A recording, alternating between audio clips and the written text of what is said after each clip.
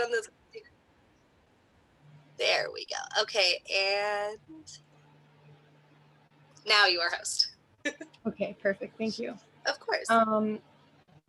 So did anyone else have anything that they wanted to kind of talk about as far as those conversations we were having last week before we kind of move forward?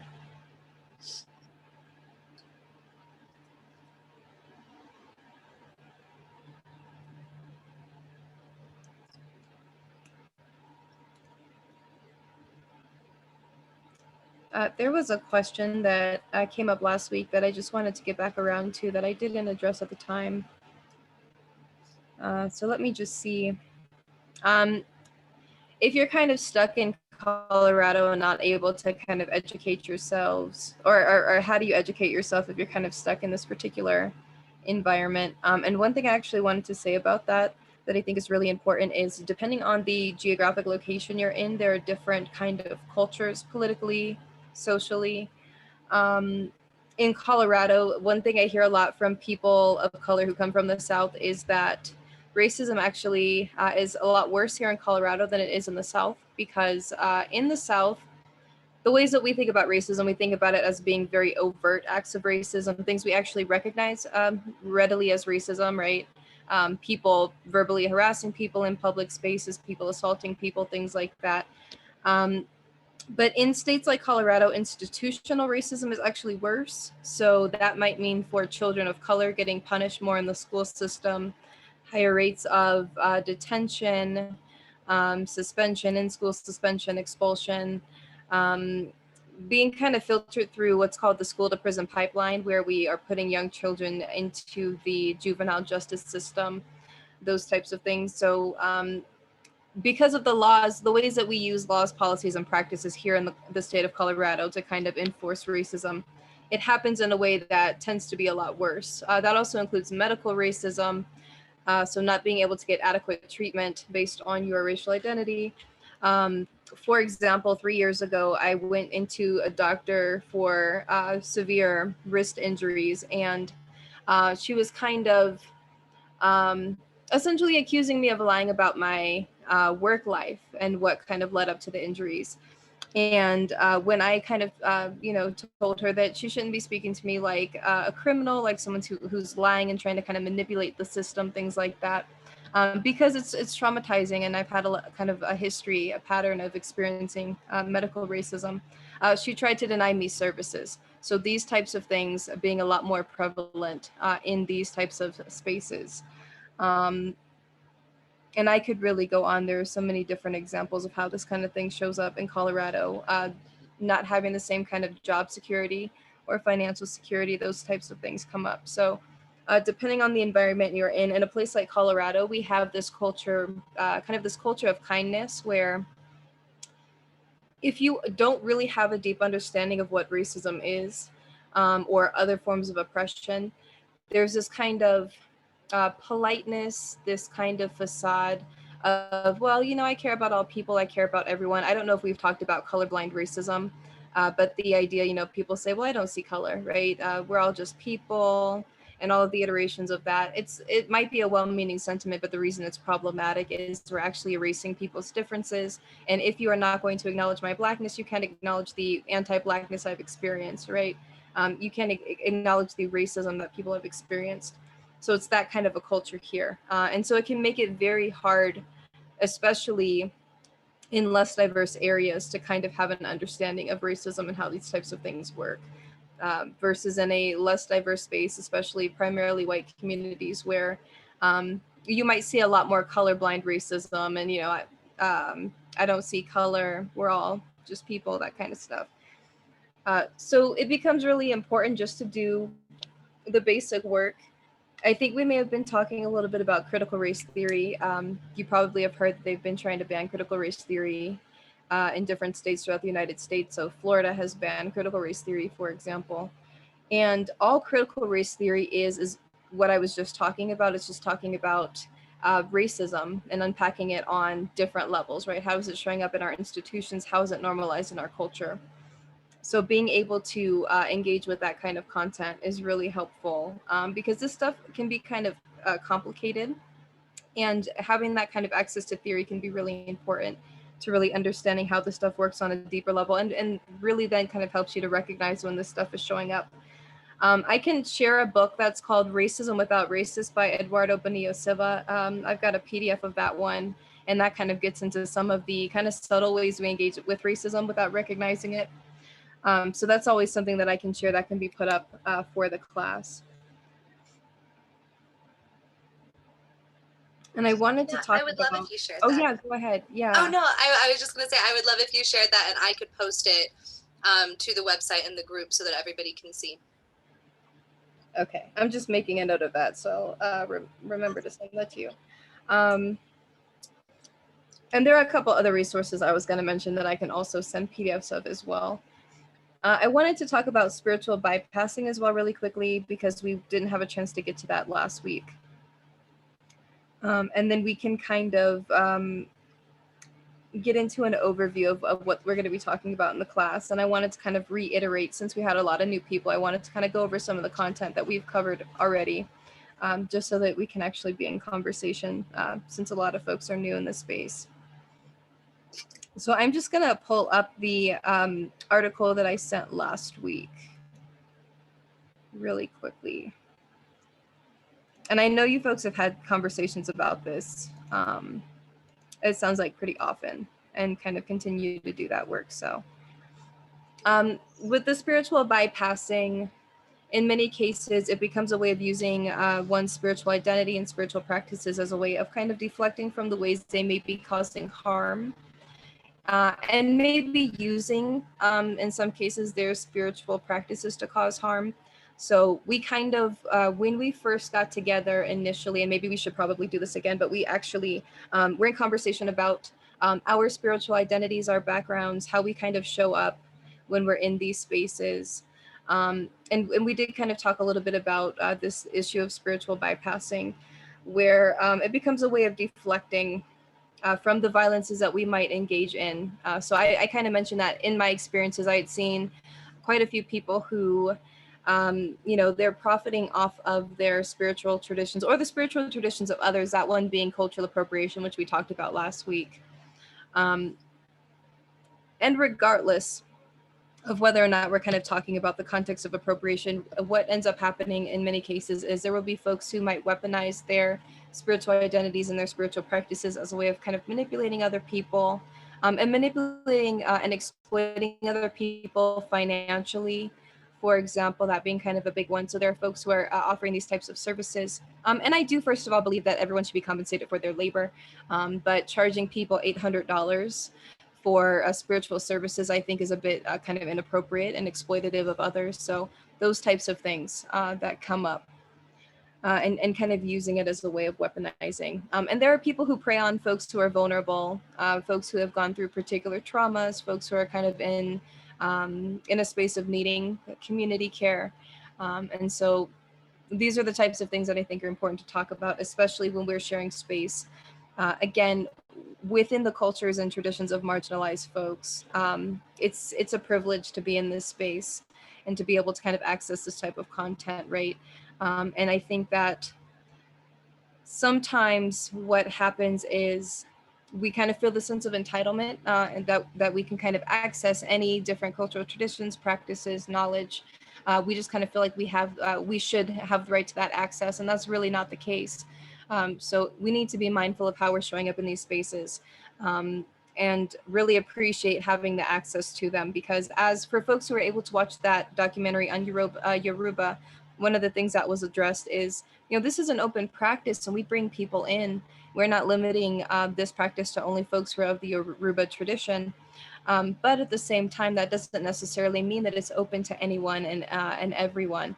If folks are coming in and causing harm or weaponizing or exploiting, manipulating, then there's not going to be space made for that kind of thing to happen.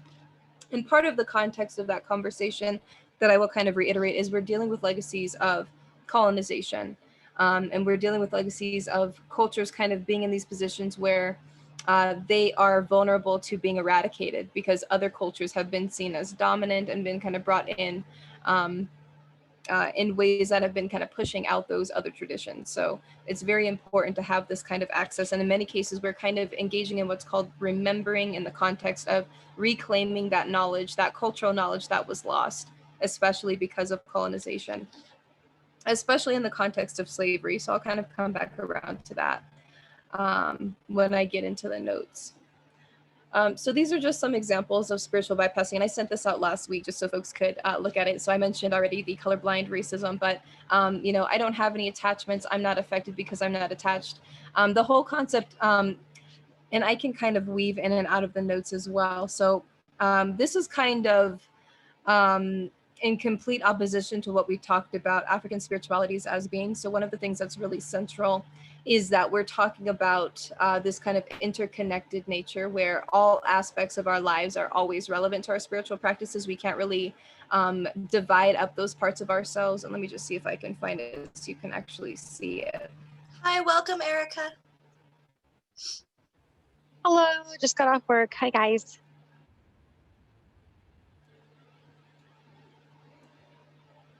So we had kind of spoken about in the very beginning of the class the fact that African spiritualities are pluralistic in nature. So they're multi-dimensional. There are multiple pieces to it. It's holistic. So for many of our indigenous cultural ideologies, sickness is viewed as not only an imbalance in the body or something that's impacting the body, but also imbalance in social life.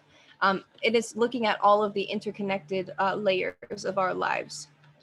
So we need to be able to kind of bring all of that in to the work that we're doing. We can't really separate. There's not this kind of spiritual part of ourselves. And then, in our culture, so one thing that becomes important is we're in a Western society and we tend to really emphasize individualism. So that becoming a part of the problem. We see ourselves as individuals. We see ourselves as being very separated from one another, separated from these legacies. So even though this is not, maybe for you folks, maybe this might not be reflective of your own ancestral traditions. And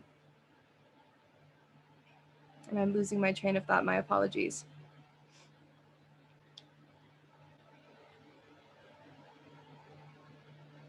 It'll come back to me later.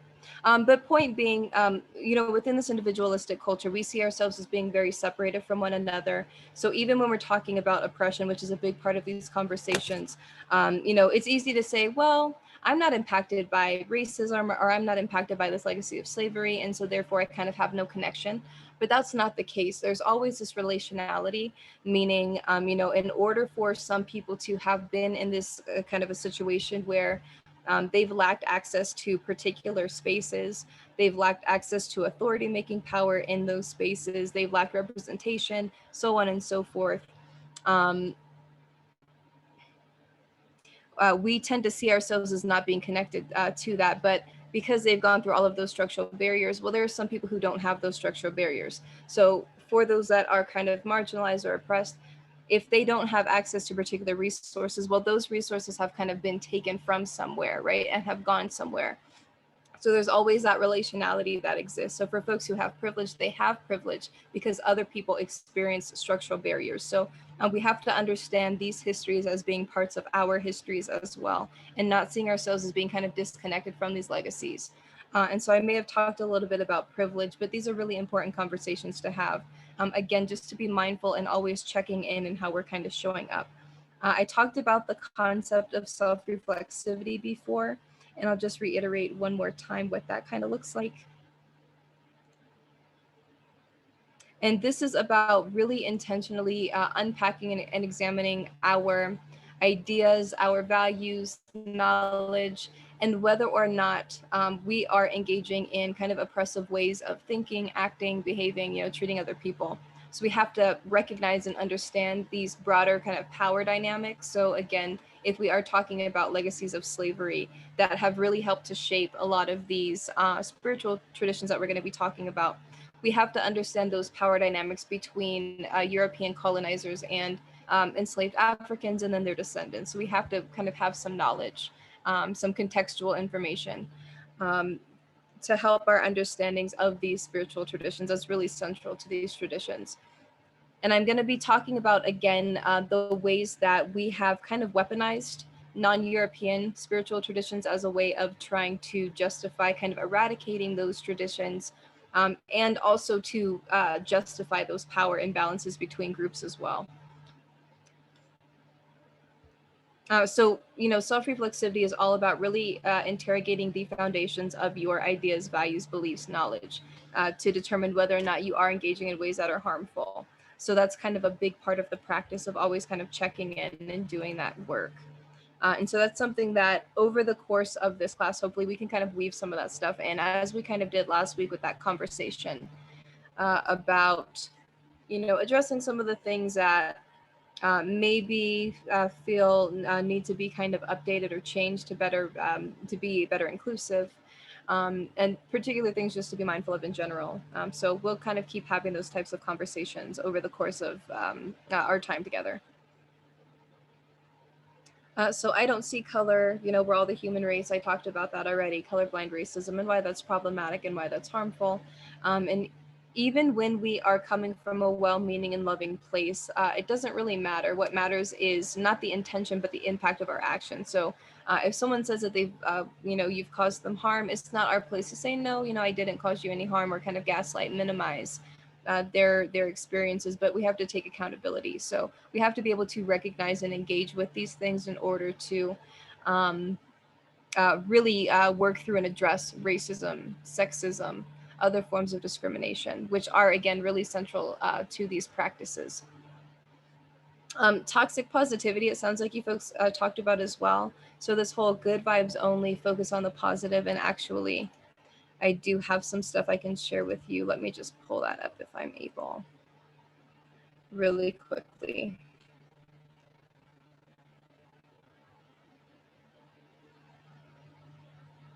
I'm not familiar with the show Good Trouble personally. But if you wanted to talk about it, I'd love to hear more about it.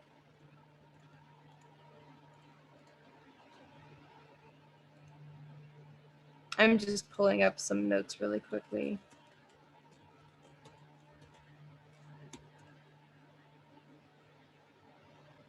There's also on the website a really good video about spiritual bypassing that is already up there on the website, because I talk about that in a lot of the classes, and I really, really love the YouTuber that talks about it. She's wonderful, and she really goes into why it's so harmful. And yeah, so it's on the website already, and it's under, I think it's under What is Paganism? And how we practice paganism in Western culture. Would you mind repeating that? Oh, on the website, there's already a video that about spiritual bypassing. Okay. And yeah, it's something that we've talked about in classes before, and I can show you the video too.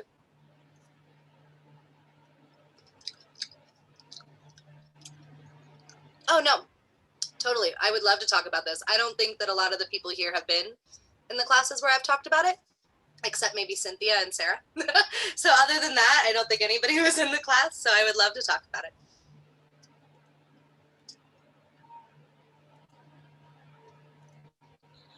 Yeah, whenever we have a class, it's a common thing to talk about it, just to like put in perspective, like, hey, by the way, this, it's just like a good prep, Yeah. I bring it up in most of the classes, in the beginner, like the introduction to the class that I'm doing. We talk about that because it's something that I see everywhere. Because suddenly, since I started running this academy, I joined a lot of pagan groups on Facebook or on Instagram or whatever, and you see it everywhere. That, if you just block out all of the negativity and only view everything as positive, then you don't have to worry about all the pain that other people are going through. And it frustrates me. It's kind of a selfish way of looking at things, because you need to have balance in everything that you do.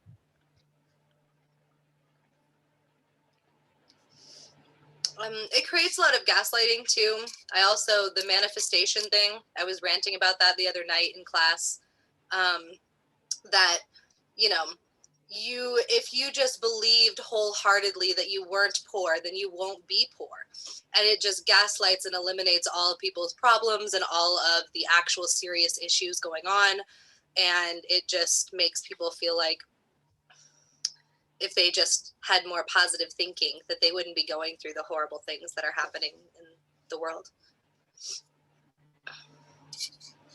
Yeah, and that actually, so in the book that I mentioned that I'll send a PDF of for the website, he talks about so colorblind racism is kind of one framework of racism. Another one is called the myth of meritocracy. So it's exactly that idea of like, based on whether or not you're ambitious, based on how hard you've worked, that determines whether or not you have, you've been successful. So therefore, anything that you have, obviously you've earned it, right? Or your lack of earning something is more demonstrative of your lack of ambition, lack of hard work, that kind of thing. So getting into those stereotypes where, again, it's very classist especially, right? But it's also racist as well. So he really gets into that in that book as well. So I think it's a really great resource. Awesome. Thank you. And I can also send this because these are actually some links in here as well to videos and articles. And I'm sure you've probably had these conversations as well, just with gaslighting. But gaslighting is specifically, we want to understand it as a form of emotional abuse, because that's what it is. And it's psychological manipulation, trying to make someone kind of question their own experiences, realities, sanity. You're minimizing their realities, invalidating their realities. So getting into some of that toxic positivity can do that. And I think this might be an article, if I'm not mistaken. A couple of these are videos, and some of them are articles that you can kind of check out. And here are some examples of phrases that people say that are inappropriate. And this is a really great website. I don't know if you folks are familiar already with Everyday Feminism, but they have some really great resources where they get into, so actually going back to that question of like, how can you educate yourself? So you can actually see they have like Feminism 101, privilege, trans and gender non-conforming, racial justice, LGBTQIA, class, religion, sex, love, body, disability. So they have like everything here, and they kind of give you a bunch of different resources that are kind of at a bunch of different levels, different contexts. With these types of conversations, we can really have these conversations in any context.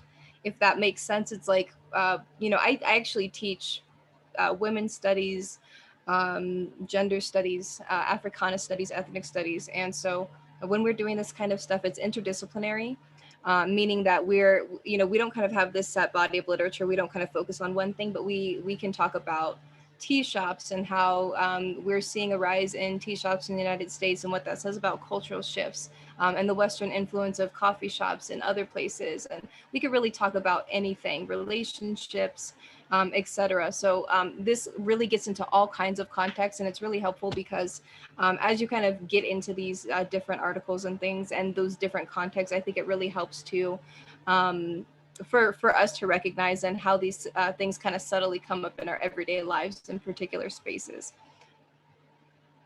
So a lot of the gaslighting,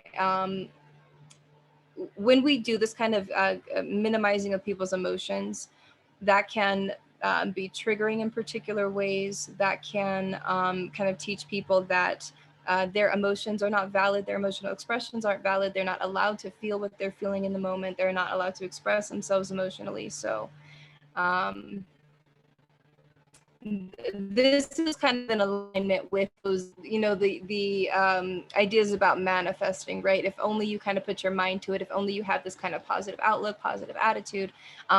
Another thing that actually connects to that I wanted to talk about is called post-raciality. So it goes in alignment with that same idea of like, I don't see color, but post-raciality is this idea of like, we're beyond race. And so if you talk about it, you're the antagonist, you're the racist, you're the one kind of causing the issue. So it's the same kind of framework that comes up where it's like, well, you're focusing on the negative, therefore you are in the wrong, that kind of an approach. So same type of thing. Notice too with gaslighting, one area that I started talking about in class because I feel like we don't talk about it enough is children.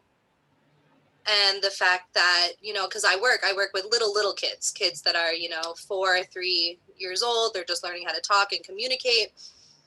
And that any issue they might have is stupid. Any problem they might have is just like thrown off, and like it doesn't matter, and you're not actually going through anything hard because you're 4. I hate it when people do that. I Mm-hmm. fucking hate it. I'm like, okay, it might not seem a big problem that he's getting frustrated and like crying because he can't put on his shoes. But also, like, it's not a big problem to you, but it's a huge problem to him. Like, Exactly. That it matters a lot to them, and that matters.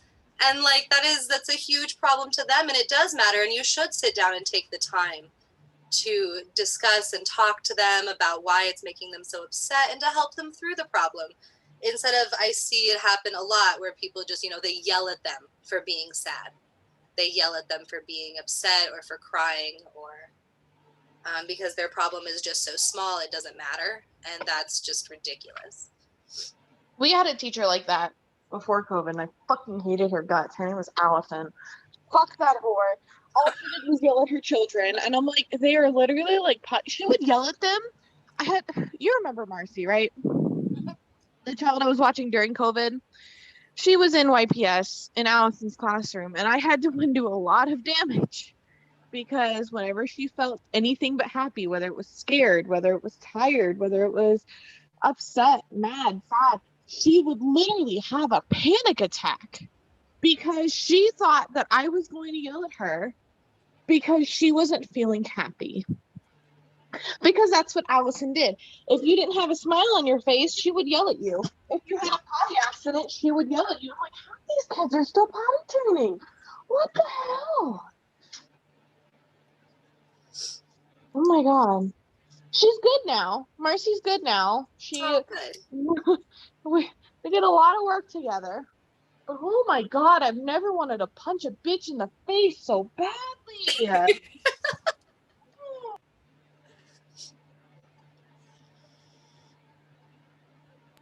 I mean, except my stepmother, who's a racist cunt, but you know, whatever.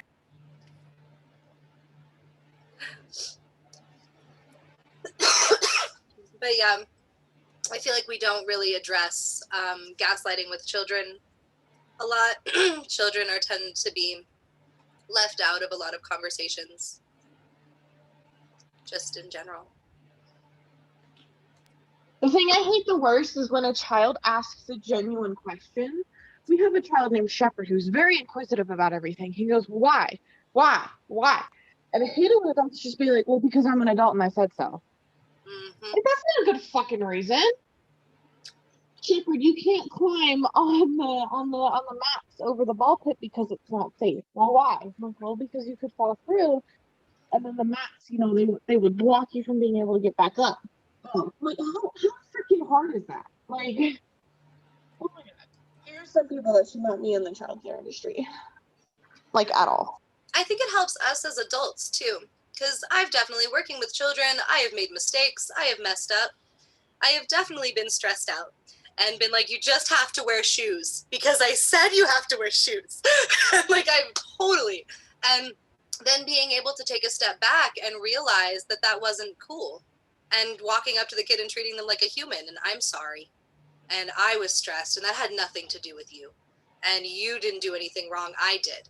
And to admit as an adult that you make mistakes and that you get stressed The and first that time you messed up. And I think that's really important to let kids know that adults aren't perfect and that we mess up and that we get angry and that we're sorry and that, you know, that can't happen again and that was we wrong make of mistakes. us. The first time I apologized to a child, they had the shocked Pikachu face. It was interesting. I mean, sometimes kids have the best idea, like, why do I have to wear shoes? I'm like, yeah, why do we have to wear shoes? Fuck shoes. Let's go out without shoes. Like, fuck it. You know? Sometimes they have the best ideas. They do. I just Ada goes, "What's Cynthia? I really want ice cream for lunch, but I know I have to eat something that's not dessert." So I'm like, so what do you think? And she goes, well, popcorn's not dessert, it's a snack. I'm like, you were right. She goes, And we have cinnamon sugar seasoning we can put on top of it too. I'm like, you know what? This is the best fucking idea ever. Let's go. Fuck TV. I'll make us popcorn. We'll watch TV. It'll be fine.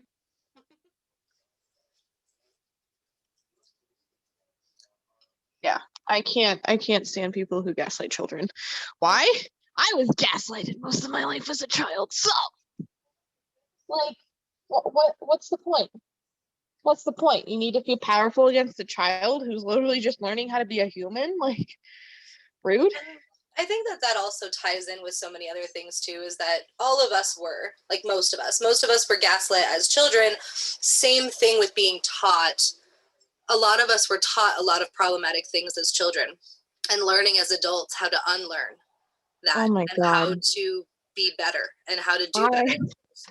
Looking back on the things I parroted from my parents makes me cringe and want to hide in a hole. The fact that one of my parents' friends' kids, when they found out I was going to Barack Obama's inauguration, was like, "Oh, can I hide in your suitcase to shoot him?" And I was like, "What? No? Why would we shoot him?" Like, they go, "Oh, well, he's terrible." I'm like, bitch, he had more class than half these fucking presidents had in the past 50 years. Don't even. Fuck you. Like, it was bad, and I'm glad I'm out of there now, because fuck those assholes.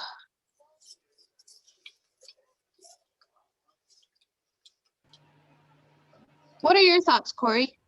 I was actually going to say, I was trying to find, I had some notes on it, but the framework for what we're talking about, I don't know if you've talked about this, is paternalism, where we infantilize groups. So obviously children, right? But this also happens to like people of color, queer people, people with disabilities, where we see them as being kind of infantile, childlike, not being able to care for themselves, not being accurate translators of their own experiences, not being able to understand or be knowledgeable about their own bodies, their own needs, that kind of thing.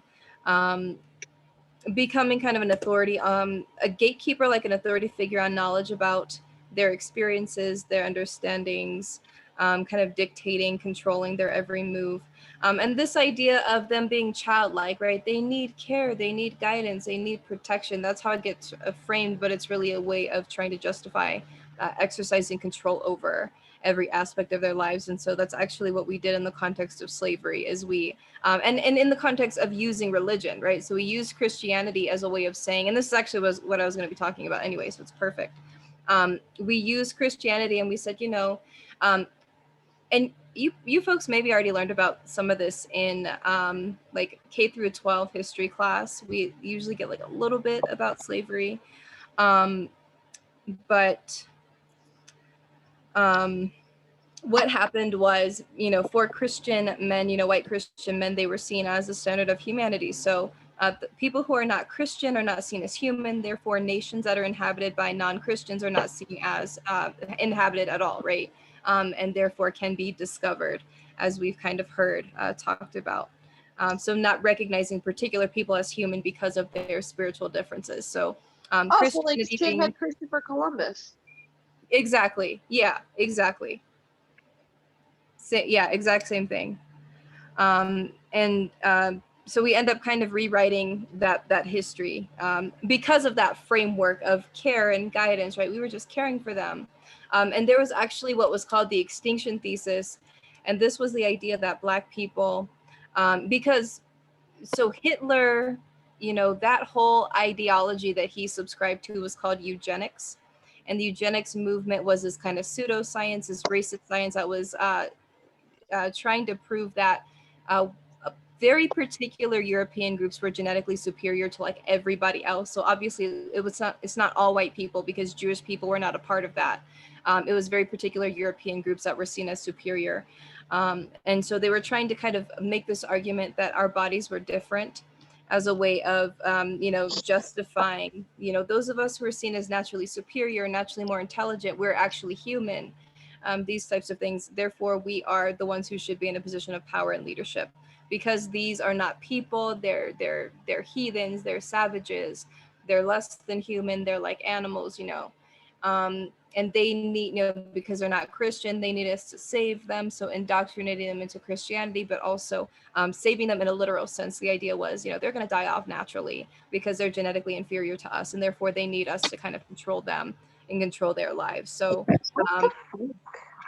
yeah, Dude, why does this white man have a habit of like having a god complex? Can anyone answer that for me? Because that's just what it seems like.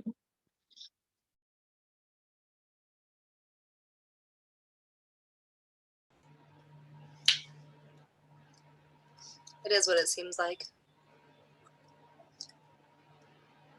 And I can actually just show you some pictures of how we actually did this.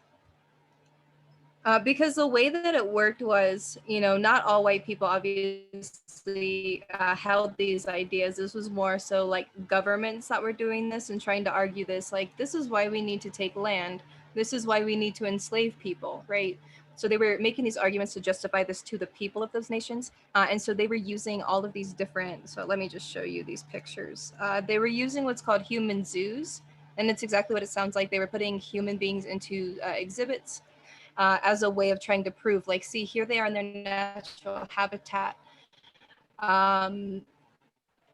And so it was a way of trying to kind of draw this connection between them and the wild, them and being in nature and immersed in nature as animals, compared to how like Western society was living.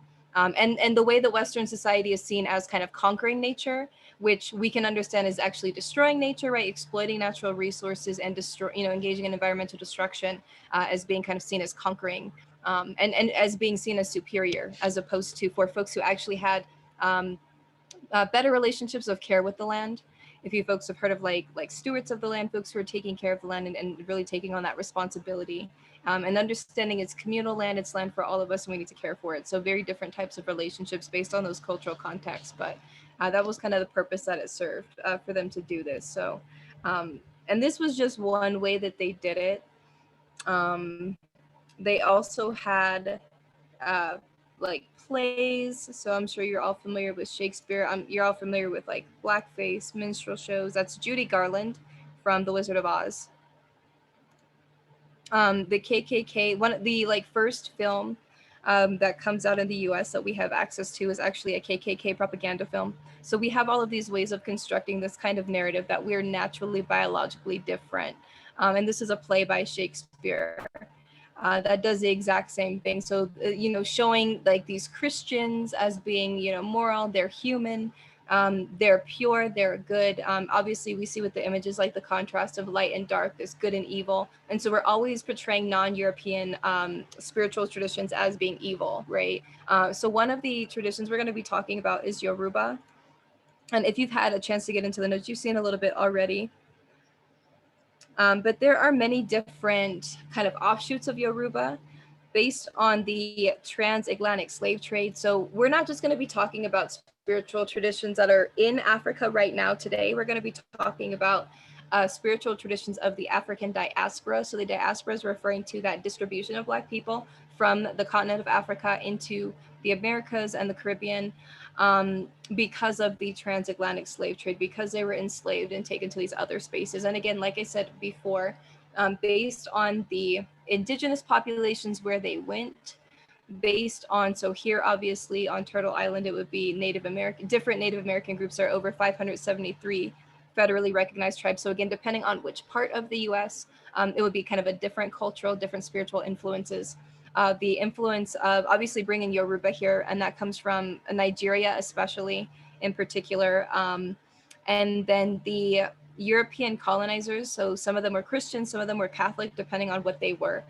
We kind of see this meshing together of all of these different spiritual and religious traditions, and that leads to the development of new traditions.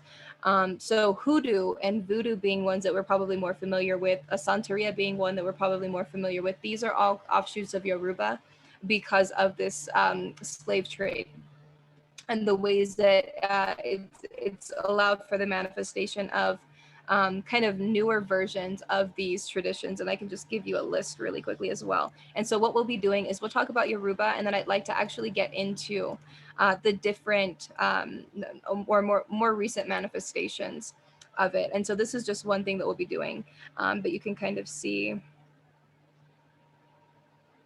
here, it's practiced all over the world because of slavery. Here are some of the recent manifestations, and there is actually another list if I can find it here, but let me just see.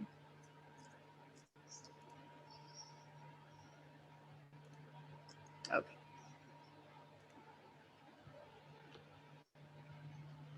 So some of these would be the kind of recent manifestations of Yoruba.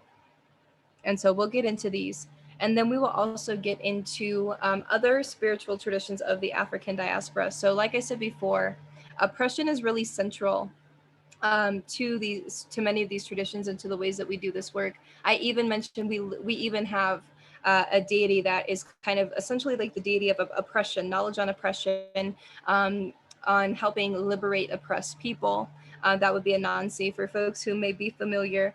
And so I talked about, and if you go and watch these videos from, this is American Gods, and then American Horror Story, if you happen to see when they covered Conjure, the ways that for white people who are writing Black characters and writing about these Black traditions have created these very harmful, very stereotypical ways of portraying these traditions. So we want to kind of keep it within perspectives that are centering folks from these traditions, practitioners from these traditions, and things like that. But again, oppression is really central to these conversations, and having that kind of knowledge becomes really important. So I'll be kind of jumping around a little bit in the notes and things. Let me just.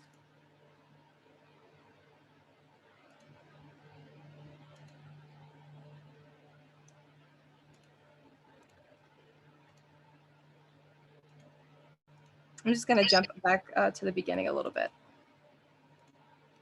But always feel free to jump in also if you ever have things you want to talk about. Yeah, sorry, my cat was trying to steal my chicken that I'm trying to cook, so. Oh, actually, okay, I was stopping the share for a reason. Back to the whole portrayal thing. So my dad went to the University of Illinois, right?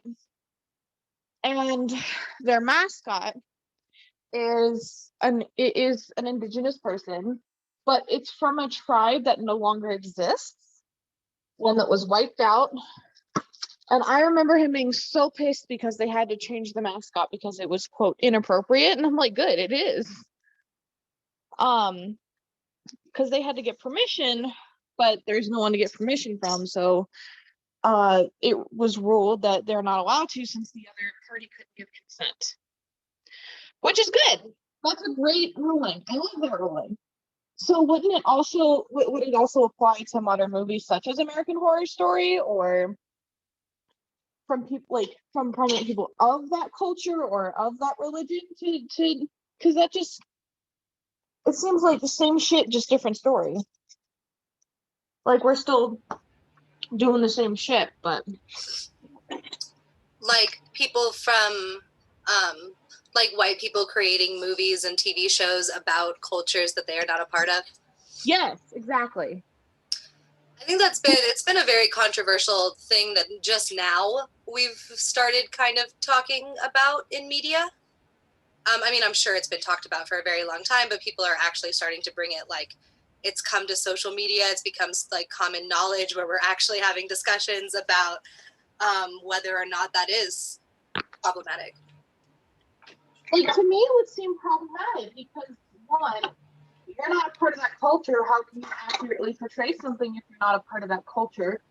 Two, I don't know, it just seems like it would just create a lot of issues all around. And I don't like it. I don't like it. I don't like the fact that they can just take something that's not theirs, or even like write about something they have no knowledge about. Like, if it's fiction, I get it, but if it's like, even so, I feel like you would still need at least some outside credit other than your own imagination. Definitely, I think that it was brought up. I watch Lindsay Ellis. I don't know if you guys have ever watched Lindsay Ellis. She's a YouTuber, but writes about, she critiques movies and stuff like that, and she brings that up a lot in her videos. That is it okay for a white writer to write about a different culture? Does it mean that if it's a white writer that the only people in the movie can be white? Does it mean that you can only talk about white culture if you are a white writer? Does it mean, you know, what are the lines? What are we trying to, what are our goals when it comes to media? What kinds of goals do we want to achieve when it comes to the way that we produce media? I don't know the answers, but I enjoy learning about it from other people who are more knowledgeable than I am, because I don't know. There's a lot there to unpack too with that, just that one example. Because first of all, just with that specific example of that particular tribe, I think I mentioned there are like over 573 federally recognized tribes, but that's just the federally recognized tribes. So that means these are the only native nations that the United States has recognized as being their own nations with their own self-governance. So there are more nations than that even, and just because the U.S. doesn't recognize them doesn't mean that they don't still exist. So that kind of goes back into that conquest narrative and the use of mascots, right? The idea that they no longer exist, so we're kind of honoring those who used to be here, recognizing those who used to be here, whose land that we're on, and that becomes a way of actually erasing Native people and kind of perpetuating the myth that Native people no longer exist, but they kind of used to way back then, right? But we conquered them and conquered the land. And they're no longer here, and therefore also like this is rightfully our land. So it's really interesting, but it kind of makes me think of if you've I haven't personally read his books quite honestly, but I have seen the movies. So Stephen King does a lot of exactly what you all were talking about with Native folks in particular, right? Where he does that, and we see this a lot in horror, the whole, well, we're on sacred Indian burial ground, right? And therefore it's haunted, therefore it's cursed. And something bad's going to happen to you.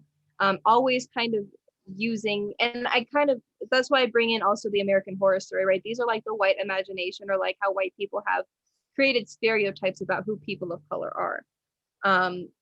So with American Horror Story, all of a sudden, all of the people who were doing, and I think they were framing it as voodoo, all of the people who were doing voodoo were evil, they were bad. Right, when we actually start off in the context of talking about slavery and talking about, so I don't know if you folks have seen it, but they were actually using real people. Let me just pull the notes back up, but they were using real people as a point of reference. So Marie Laveau was a real person. Madame Delphine Lalaurie was a real person who was very brutal to enslaved people. So when the show begins, we're actually seeing that brutal violence, and we're seeing the use of hoodoo, or voodoo, I guess is what they were going for here. But they're showing voodoo as being used as a way of kind of getting vengeance. But we go from that into all of a sudden, she's the one who's the evil one. She's the one who's kind of the antagonist. But she's always, from the very beginning when she's introduced, because that's one example. We also get another one in the civil rights movement, in the context of the civil rights movement, when they start integrating the schools. And one of her friends, her child started going to an integrated school, meaning, this used to be an all-white school. All of a sudden, they're letting in children of color. And there was a lot of pushback and a lot of violence, right, that these children experienced in real life when that happened. And so in the show, what happens is that child gets murdered.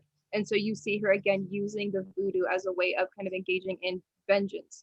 And we can call it accountability, right? We can call it justice in particular ways. And maybe not justice, because we're only kind of getting, vengeance for that one situation, rather than kind of engaging in structural change that will actually stop the issue from happening. But, we're seeing it being used in the context of challenging oppression. So how can we kind of all of a sudden translate that into, this is the antagonist, this is evil, this is bad, right? And they were intentionally contrasting the white witches who would have been Wiccan, right? And it's never really fleshed out or specified what traditions are kind of, what the foundations of their spiritual traditions and practices are.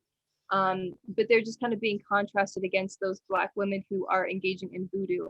And it becomes this good evil, this kind of Black versus white. And nothing is ever so simple in our society. That's another kind of tool of keeping oppression alive, is creating these binaries. It's always an either or, good versus bad, us versus them kind of framework. So it's always a way of demonizing and vilifying these non-European spiritual traditions. And it gets deeper than that, even, because what it was really about, it was white Anglo-Saxon Protestants who came here first and colonized this land. So they would be the white, the British who came over here, and they were Christian. And so that became the dominant religion. And that is what has informed, again, these patterns of oppression against particular groups, even for Catholics, right? I mean, the Irish, we all kind of talk about that. The Irish and Italians also experienced oppression because of religious differences. So understanding the ways we've kind of pitted religions and traditions against each other, I think is really important. Another thing with that, though, on the opposite side of things, because there are, interfaith communities, for example, where they do make space for a plethora of different spiritual traditions. And one thing to be mindful of is there might be spaces where these traditions do not. And the point is not to kind of bring them all together, right? And kind of cherry pick what you like and use what you like and leave out all the rest. But we want to be really careful when we're engaging with different cultures that we're not, I can't remember, being mindful of if it's an open practice, being mindful of how we are kind of participating and making sure we're not just kind of taking those elements that we want to kind of use for personal benefit. And that was just that appropriation that we've talked about before already. But anyway, one thing that I wanted to, because we're kind of talking about the diaspora, so we're not only going to be talking about what exists on the African continent, but also the spaces that have been touched by slavery. So another thing I wanted to talk about was Rastafari. And I'm not going to talk about it necessarily today, but one thing I kind of did want to get into really quickly. And someone did mention books, the use of books and the use of fiction. So is that a real Vogue magazine? That is awful. What? yeah. Oh my god. Yeah. Pretty bad. And this is a part of that framework we were just talking about of normalizing those differences, where we see Black people as like animal, and then we see white people as a standard of humanity, human, and that's another part of it I should have mentioned.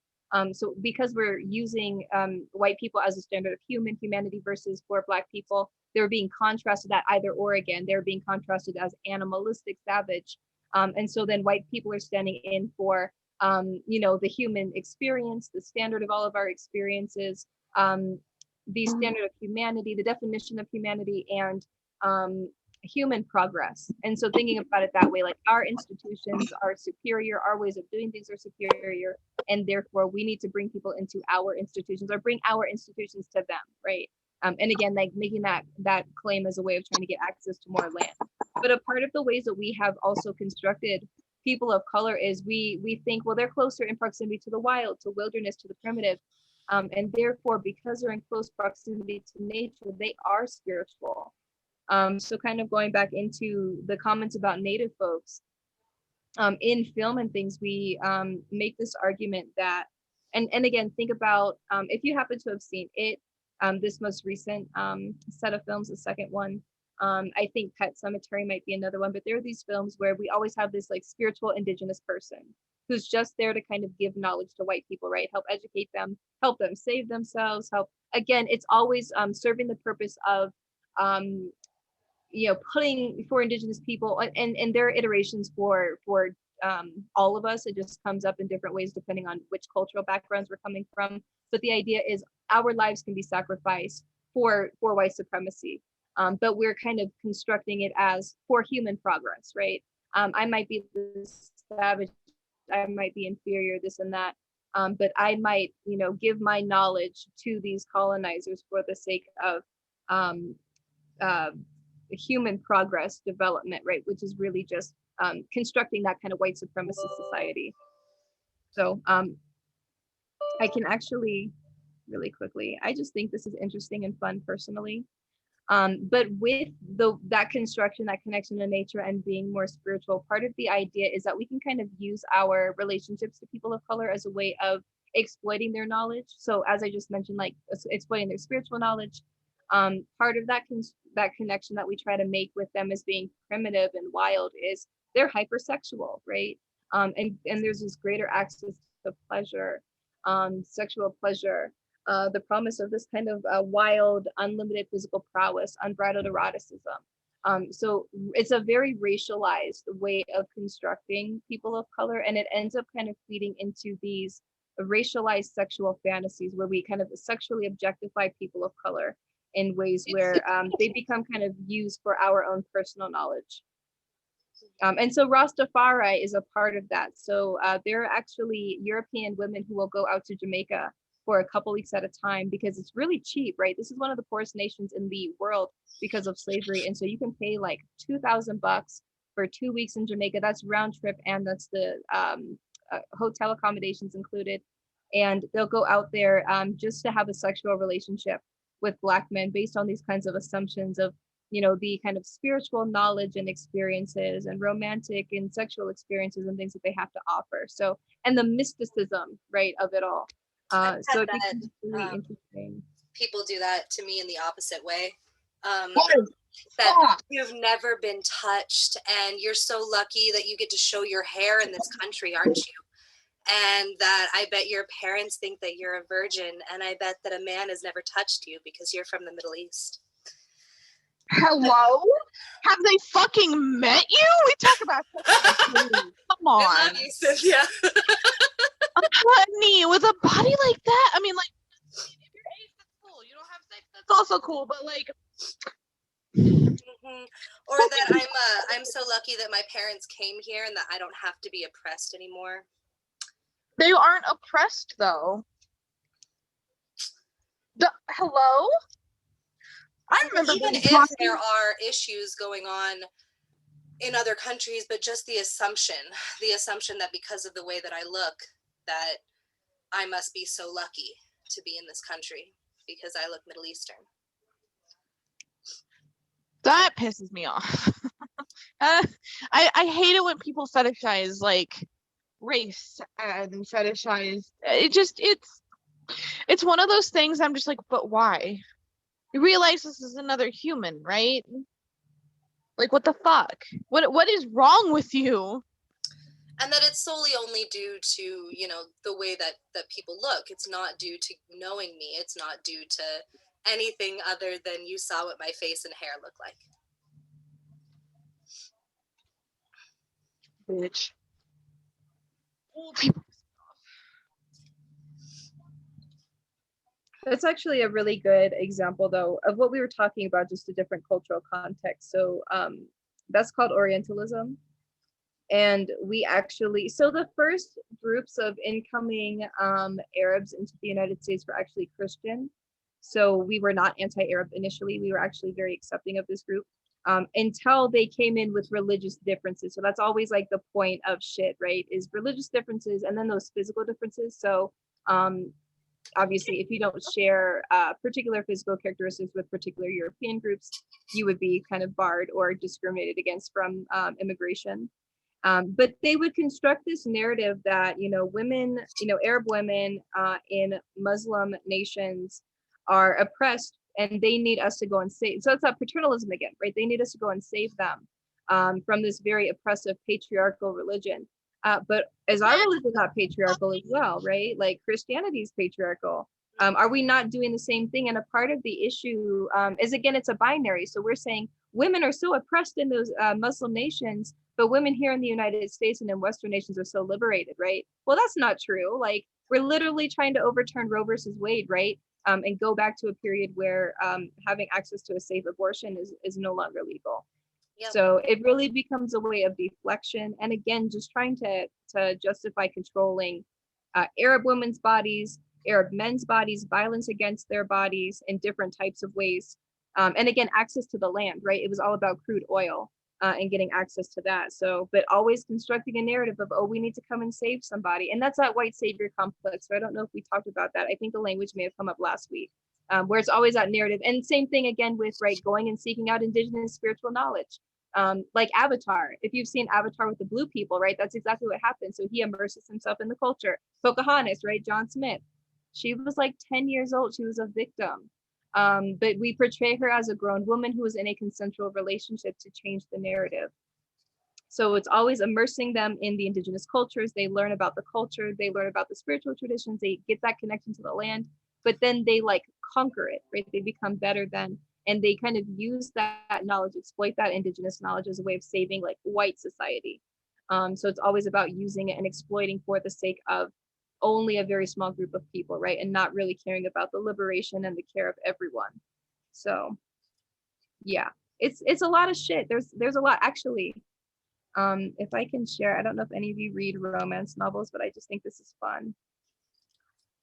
And yeah, Some of the it changed too. I remember the narrative of Arabic women and just Arabic people in general. It changed a lot during my lifetime. It was this very weird, we have to go save them aspect when I was very little. And then it was this weird, you are a terrorist thing that happened after 9/11.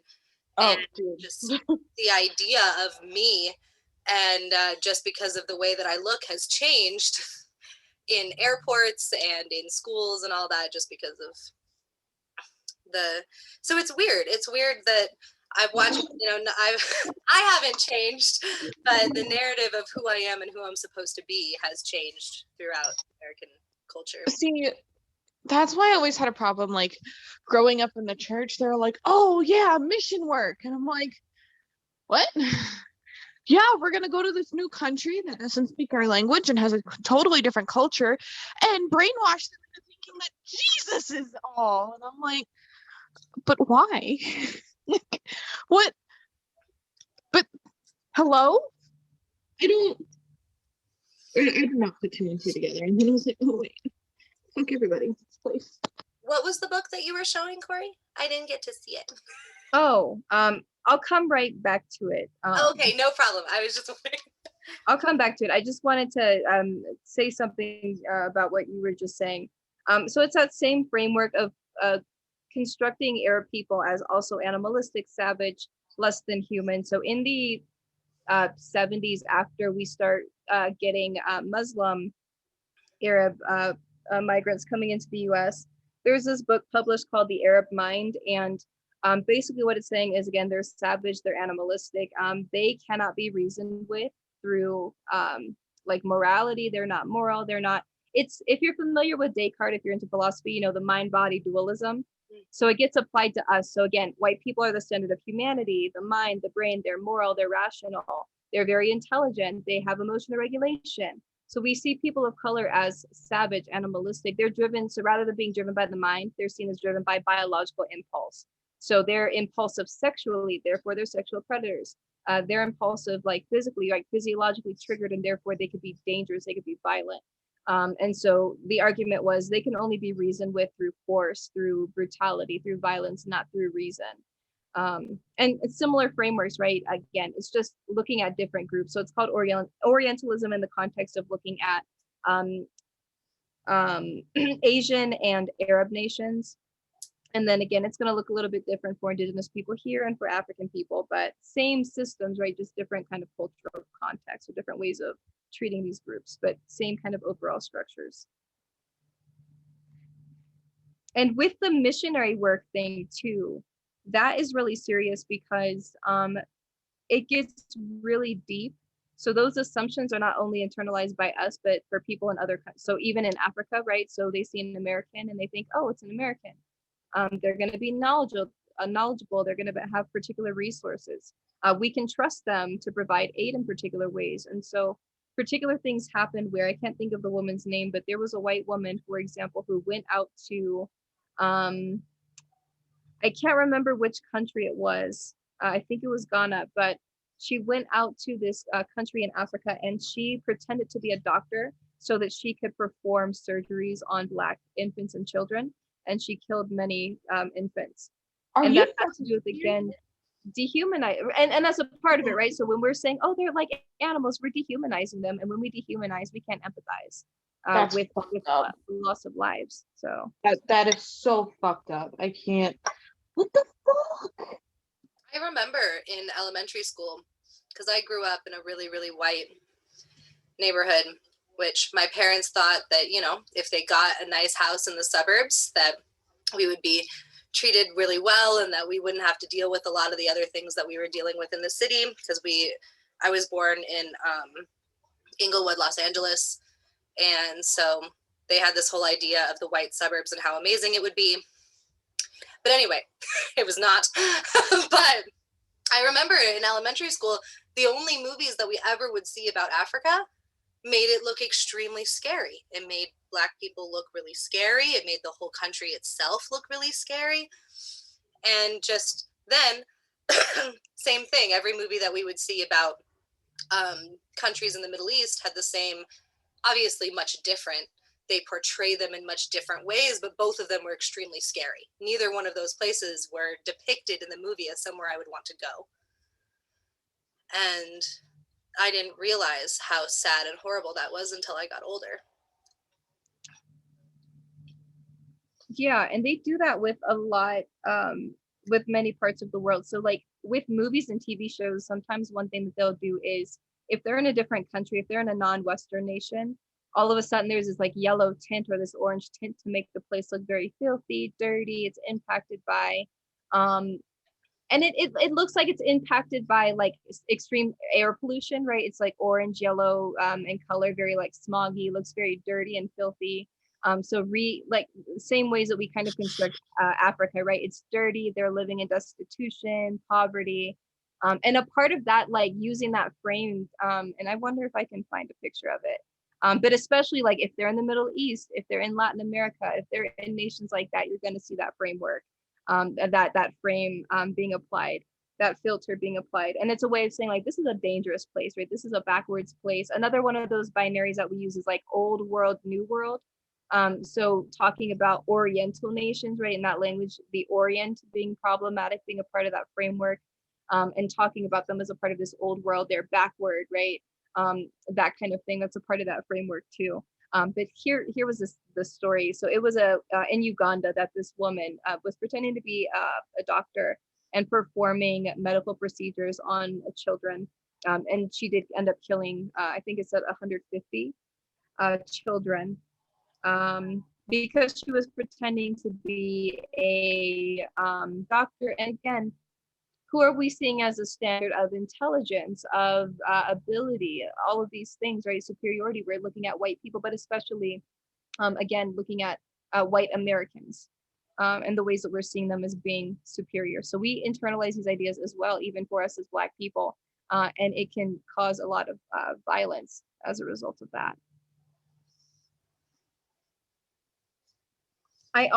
There's a funny video, before Trevor Noah became the host of the Daily Show. Yeah.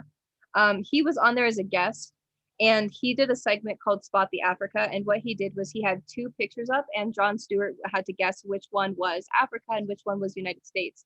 And so the point of the exercise was to show, we make these assumptions that African nations are living in poverty, but actually some of these are cities in the United States that are dealing with extreme poverty. Because again, just like with that example of saying, oh, women, in Muslim nations are so oppressed, the idea is, oh, we're so well off here, right? It becomes a way of deflecting, like, oh, those poor African kids over there, right? They're starving, destitution, whatever. But what about the racism here? What about the poverty here? So it becomes a way of really deflecting off of what's going on here, and again, how we're kind of weaponizing. And one thing, I'm teaching about a lot of this stuff because I teach Africana studies. And so one of my students had kind of mentioned that, we don't get to talk about religion in school, and even Christianity. And this is kind of the purpose it serves, right? Like if we actually had honest conversations about Christianity and the history of how it's been weaponized in order to kind of develop our nation, hopefully we would be kind of upset with it, right? Kind of wanting to challenge the existing systems that we have in place. I'm not going to say personally, oh, I think Christianity is horrible, it's evil. Just like with any religion or any spiritual tradition, we see people who weaponize, who create their own interpretations, and use that to cause harm. So let's like have some accountability for those legacies and actually address them, right? Because we kind of continue to do some of that stuff based on these assumptions. There's actually another example. Did you all hear about John Cho? He was an American, like a young adult who went out to try and gain contact with the Sentinelese indigenous people, and it was against the law. He knew better. He knew that it was illegal. A big part of it is they have not had contact with anyone else outside of their community for a very long time. They don't have immunity to particular diseases. So it would literally be, or could be fatal to actually engage in direct contact with them. It's kind of like how when European colonizers came here, they brought diseases that indigenous people, that was specific to the land that they were on. So they brought these diseases over that indigenous people had no immunity to, and it killed a lot of people off. So this man, because he was Christian, and let me just see, I can pull that up as well. Because he was Christian, he felt that he had this kind of God-given right to access this community, to communicate with the community, and to influence them, to kind of indoctrinate them into Christianity. Just stopping to read the comments really quickly. Again with the fucking savior God complex. What the fuck is wrong with people? Like, again, another cis white man. Just,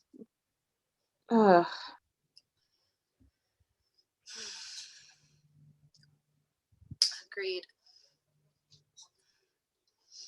I get it a lot. I've had it at, how we'll go to conventions, Cynthia? I've had men at conventions hit on me, white men who will hit on me, and they'll ask me where I'm from because, I don't look white, so I must be from somewhere else. And usually I'm kind of catty about it. Usually I'm like Los Angeles, but they never take that answer. And so then when I finally do say, I'm from Lebanon and Syria, the answer is always, oh, well, you're still really pretty, though. hello? What the fuck? Just like, oh my God. How does, what? Okay, thanks.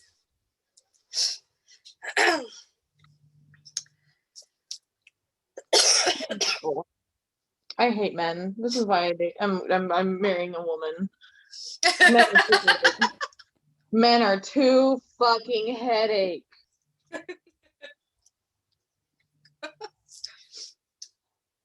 White men, man. It's just another great example of how we end up creating that binary of superiority, inferiority, where it's called, in this context, Eurocentric beauty standards, where we see what we perceive to be European features. Race is not biological, so there's literally no way we can look at someone and know who they are, which is why people ask that question, right? They're trying to figure out how to treat you based on these stereotypes that have been created about you. And so there's no way to use those physical markers, but we do so. And the idea is for people who have what we perceive to be European features, so having a thinner nose, thinner lips, lighter skin, straight hair, maybe blonde hair, maybe lighter eyes like green eyes or blue eyes, a thinner body frame, those types of things we see as being more desirable, more attractive. And so the darker skinned you are, the less attractive you are and the less desirable you are. The more kind of like, again, foreign you're perceived to be, the less attractive you are. The more different you are from, again, those like that very particular group of Europeans. So they were Christian, right? Obviously they're racially white. The further you are from their identities, the less desirable, the less intelligent, all of those things you're kind of perceived to be. So it's really messed up, but that's kind of the purpose they served, right? Was trying to say, like, we are naturally in a position where we should be in power. It's the same thing with gender, right? Oh, women are naturally more emotional, right? Women naturally have poor emotional regulation. Well, no, we've been socialized.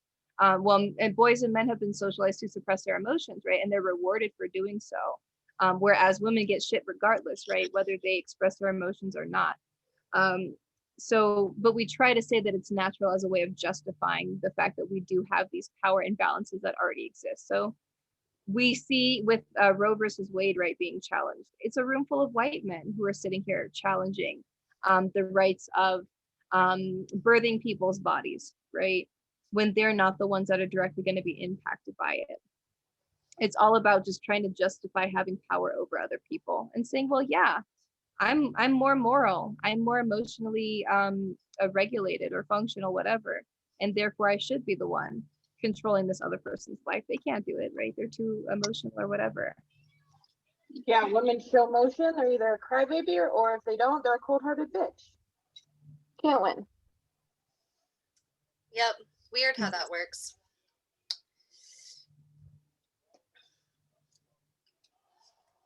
Okay, let me pull that book back up just so I can show you. And there were a couple. One of them is Eat, Pray, Love. So whether you're familiar with the book or the movie, I'm sure you may have heard about it. But this is getting back into what I was talking about with this idea that, you know, being close in proximity or being perceived as in close proximity to the wild, to nature, and being seen as more spiritual, more sexual, it creates that racialized sexual fantasy and this kind of desire to kind of consume people. And that can be sexually, it doesn't have to be sexually, it can just be spiritually, you know, consuming people for their spiritual knowledge. And so that's where I'm getting into Eat, Pray, Love. But we can kind of talk about both as well. There's this really good book that I would recommend called Me Sexy. And it's great if you want to learn more about gender and sexuality and the ways that through European colonization, this is how we've constructed the gender system as we know it, the ways that we understand sexuality as we know it. I think I mentioned, and I think I may have shared a resource that I actually put together, looking at pre-colonial indigenous identities, looking at the role of colonization, and then the ways that bringing in these gender and sexual systems have kind of impacted these communities. So this is one of the books that I actually used for my research, but it's a really great book.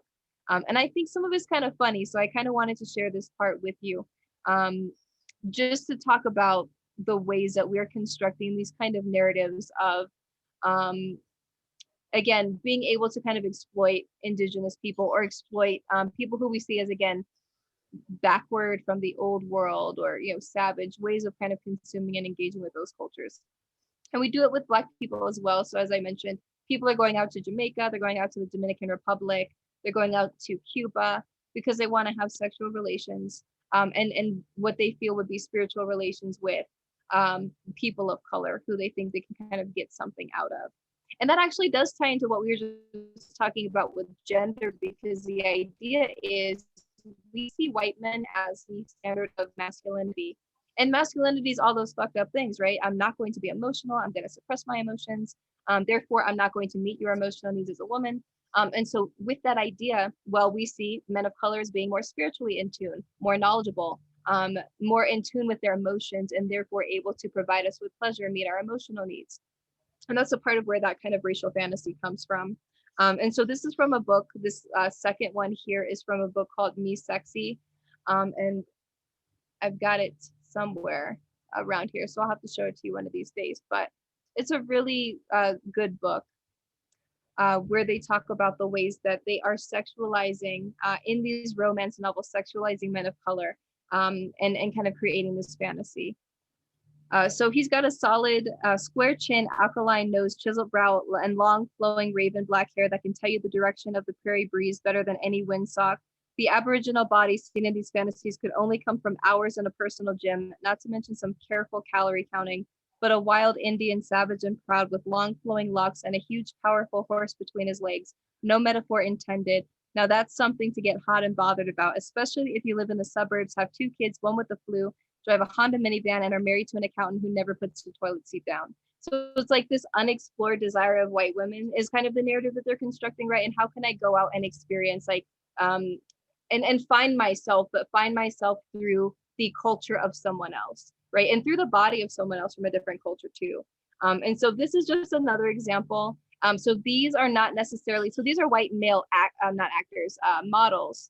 But that doesn't necessarily mean the characters in the books are white. So actually this one on the far left, that's Fabio, if you folks know Fabio, the white male model. So that's Fabio, but he looks like a man of color. He's actually kind of in, I guess we would call it red face. So Savage Thunder, he's playing this indigenous man, and it becomes a way of kind of trying to more safely consume. It's kind of like what Alex was saying. It's like, oh well, I see you as desirable because I see you as kind of being closer in proximity to whiteness. So I still want to experience that kind of exoticism, but in a way that's safer for white people. So that's why they kind of look white, even though these aren't necessarily white characters, especially the one on the left. The one on the left is native. But with Eat, Pray, Love, so that's kind of tying all of that together with this whole narrative of, you know, trying to find myself, but find myself through this kind of spiritual journey, but using other people to kind of get me there, if that makes sense, like using their knowledge, using their guidance. And she does it in a way that's really problematic. So I wanted to talk about consumption. This quote up top is a quote by Bell Hooks, if you're familiar. And she's just talking about the ways that sometimes we like to engage in the cultures of other people as a way of, again, experiencing pleasure, experiencing life, in particular ways, the kind of stereotypes about what you would kind of get out of it, but also, so that's exploitation, obviously, but also a part of it as well, sort of the kind of sexual pleasure piece, is that, you know, participating in the cultures of other people can become a way of saying, well, I have an appreciation for them. But I want to be clear, just because you participate in other cultures does not mean that you're participating respectfully, right? So it becomes a way of saying, well, I don't participate in racism. I don't participate or benefit from white supremacy. I like Black culture. You know, I'm learning about these traditions. I'm participating. But that can be a way of deflecting. So we just have to be careful about doing that. So sometimes people will do that, especially with kind of exploiting people sexually or engaging those kind of relationships, where they're getting into that framework of, oh, they're spiritual, they can offer emotional connection and these types of things to me. We want to be careful about the ways we kind of engage with those frameworks.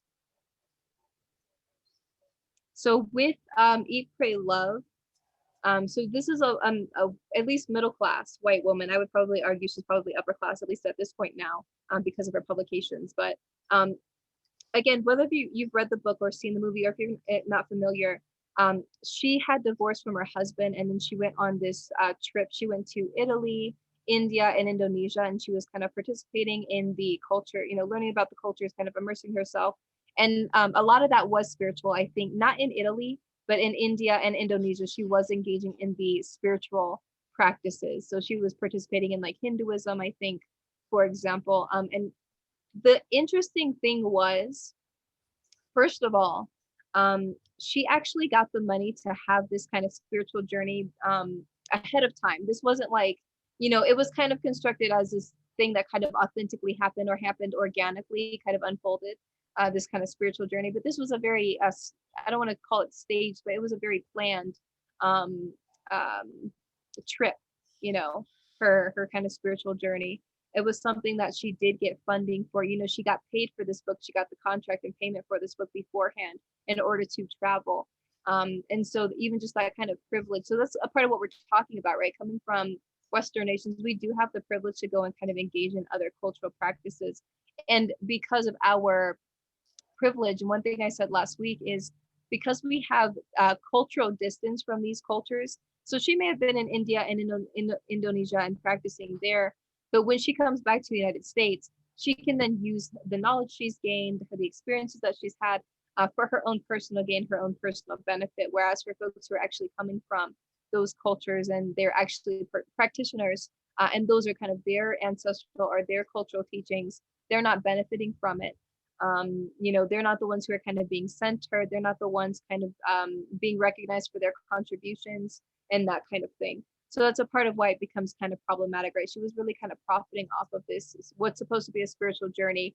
And it feels a bit dishonest, you know, in my opinion, to kind of sell the spiritual journey to other people, and kind of engaging in it the way she did. So when she's going to these different countries, a part of what she does is, as Americans, one of the privileges we have is because of colonization and imperialism, and the fact that we have literally, you know, taken land, put businesses in different countries, right? We have that cultural influence where a lot of different nations, they have to learn how to speak English. They're learning about American culture. They're learning about American news. And so we're very accommodated in different spaces when we travel. So she was able to travel, and every time she was in another country, she was actually in spaces that catered to Americans, right? Spaces where she was not really immersed in their social institutions, their social spaces in Italy, India, Indonesia. She was going to spaces that catered to Americans or catered to Western or European travelers, tourists, right? So she was going into spaces where she was surrounded by other white folks, where she didn't really have to kind of get outside of her space of comfort. And I think, we're talking about spiritual bypassing and things, and I think another important conversation to have is kind of getting into some of the characteristics of white supremacy. And when we talk about whiteness and the characteristics, whiteness is referring to the characteristics of white supremacy culture, not necessarily white people. Any one of us can participate in whiteness or white supremacy culture. But a part of it is feeling like we kind of have the right to comfort. So a part of that right to comfort is, I want, like I was just saying with that romance novel, it's like, I want to be able to kind of comfortably or safely consume this racial other or this different culture. So I'm going to do so in ways where I can keep a level of distance. I can keep a level of what feels like safety and protection for me. And safety and protection for folks who are coming from particular privileges, that might mean protection and safety in the context of discomfort, right? Protection from discomfort, not protection from like physical violence, sexual violence, right? And thinking about safety in that way. So what ended up happening after she published this book is there were a lot of white women who are coming from similar backgrounds. And notice that's kind of the theme, right? Even with those romance novels, this is a completely different context. But the joke is like, we're talking about like middle-class white women and the ways that because of the ways they're in this weird in-between space where they're kind of oppressed, but also have some privilege, right? Also, not only from racial privilege, but talking about coming from a Western nation and having that kind of privilege as well, that cultural privilege. And in addition to that, as I mentioned with the examples of going out to like Haiti, the Dominican Republic, where it's really, really cheap to go, we have global economic privilege, right? So we belong to what's called the global north. Versus those nations in the global south that have been especially impacted by colonization. They've been really exploited for resources, natural resources, exploited for, the land, exploited for bodies that have been kidnapped and taken to labor, for free. And so as a result of that, very poor nations, right? And we then have this kind of level of economic wealth. So even the poorest of us in Western nations, right, we still have a level of privilege over folks in the global south. So what ended up happening after she goes on this trip is there were a lot of other white women who were coming from similar backgrounds, sharing similar feelings about just kind of where they were at in life and what they were kind of seeking out as far as their own spiritual journey. And they ended up going to the very same spaces that she was going to. But again, these were spaces that were really catering to, tourists that were coming from the United States, that were coming from Europe. So what that might mean is that money might not be going to the locals, right? That might be going to Westerners who own spaces in those nations, rather than the folks who actually kind of need. And that's, again, a part of that appropriation, right? Are we actually giving our money to people who are members of the culture? So it's really interesting. And I wanted to talk about, and we're going to talk about this another time, but we're going to talk about Rastafari. And getting into the history of oppression, getting into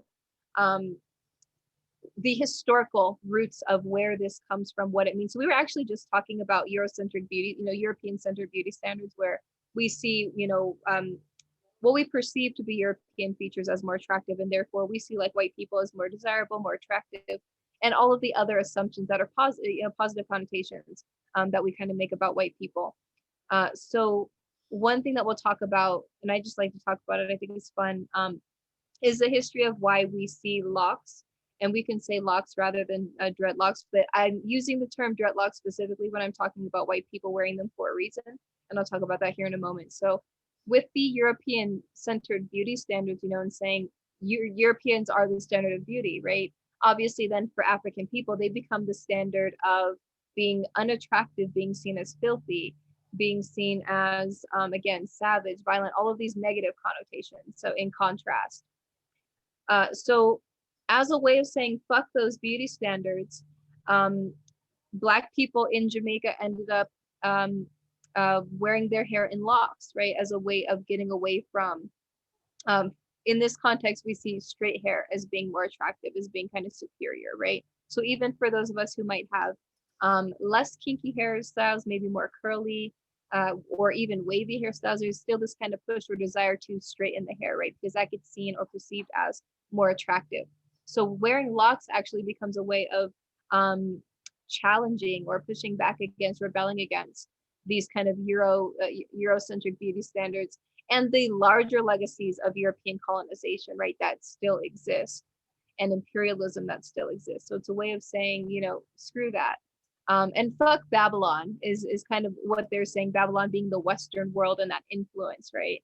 And so when white people wear locks, it's almost ironic, you know, because it's a way of saying fuck you, really. It's a way of saying, you know, fuck the ways that only particular bodies are seen as being attractive and desirable, right? We don't want to fit into these particular beauty standards, right? We don't see that as necessarily being the standard of what is attractive. And there's a lot more that goes into it, right? Rastafari itself is a religion that is very specific to oppression. The idea was that they saw a particular political figure as being the one that was going to kind of, I don't want to say save them from oppression because it almost feels like a savior narrative, but essentially, right, we have this political leader who can essentially help us combat Western, European colonization and imperialism. So that's what the entire religion is about. So it's really ironic to see white people kind of participating in it because of what it means, what it stands for, right? It's meant for particular people. And even for myself as a Black person, I benefit from being in closer proximity to whiteness, right? I have a lighter skin tone. My hair is not as kinky and is seen as, in the Black community, it's seen as the good hair, right? Because there's a binary there of good hair versus bad hair, being closer in proximity to those perceived European features, giving me some benefits. And so even as a Black person, I don't feel like I should be wearing locks, you know. So being really mindful of how we're engaging and participating in these traditions, I think is really important because sometimes we talked last week about open practice, I think is the language that was used, if I'm not mistaken. So sometimes there is space where anyone can participate. And it's space for anyone to kind of share and engage in the practices and traditions versus sometimes where either the point is the exact opposite. The point is there's not that space for us to take up. So with Rastafari, that's the point, right? The point is it's not for us. It's not about us. If anything, it's about, again, those legacies of colonization and how we benefit from them becomes really more important, right? This is not something kind of for us to take and consume for ourselves. This is off limits versus for other traditions like Yoruba that we'll be talking about over the course of the next several weeks. That is something that is an open practice. And again, if you haven't had a chance to watch that documentary that we went over that was getting into Yoruba, they did talk about that. It's an open practice, but that does not necessarily mean that we're necessarily going to welcome anybody and everybody, right? If people come in and they cause harm, we might have to kind of reevaluate the boundaries and maybe shift the boundaries in particular ways. So just being mindful of that and understanding the history, right? Oppression and privilege are really important conversations to have when we are engaging these traditions. One of the things that came up, so there wasn't really a lot of base knowledge, and I actually was going to ask, I figured that folks might actually be more familiar with Rastafari compared to, when I kind of asked this question of, are you familiar with African spiritualities? Do you have any base knowledge? A lot of folks are like, actually, no, I don't, right? Or I thought I did, but actually I don't. So maybe Rastafari might be one you're more familiar with, but because again, it's not in the, on the continent of Africa, in one of those nations, we don't necessarily think about it in that context. But I think it's important because it was actually bred out of a response to slavery, right? A response to being taken from the continent and enslaved and having their lives and realities and their right to self-governance taken away from them. So it's going to be a really central part of the conversations that we'll be having. And so that's why I really wanted to emphasize last week, with it being taken off of the requirements, it's important that folks are here because they want to be here, that they want to learn.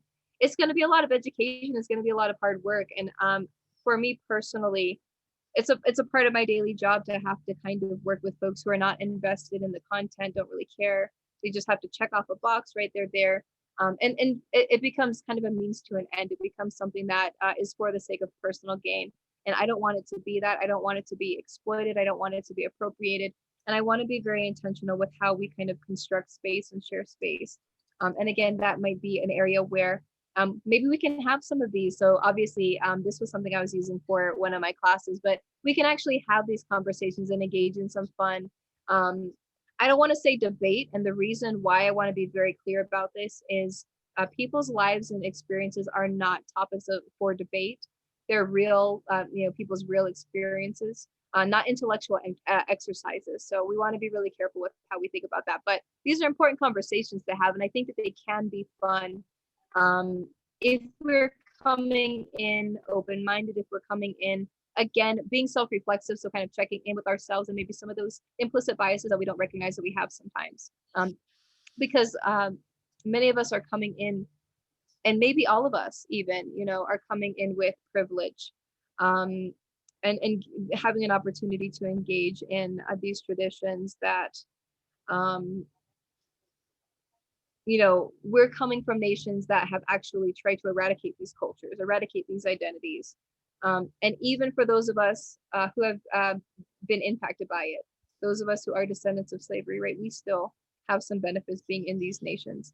So we want to be really mindful of how we're kind of showing up to these conversations and whose perspectives we're kind of centering. So the content that we have kind of gone through so far is always centering at least people of the African diaspora. So, actually, one of the first pieces that I used for the notes, that author is in the documentary we watched. He was actually one of the professors who was out there hanging out and going back in and reconnecting to his roots. So it's kind of cool. But we're at least going to center the perspectives of people from the African diaspora so that we're not getting in those inaccurate portrayals, those stereotypical portrayals of who these people are, what their traditions are, the ways we kind of misinterpret, and all of a sudden it becomes evil, bad, rooted in malice, right, wanting to cause harm to people. Voodoo is really, especially I think constructed, or Santeria especially being constructed in that way, where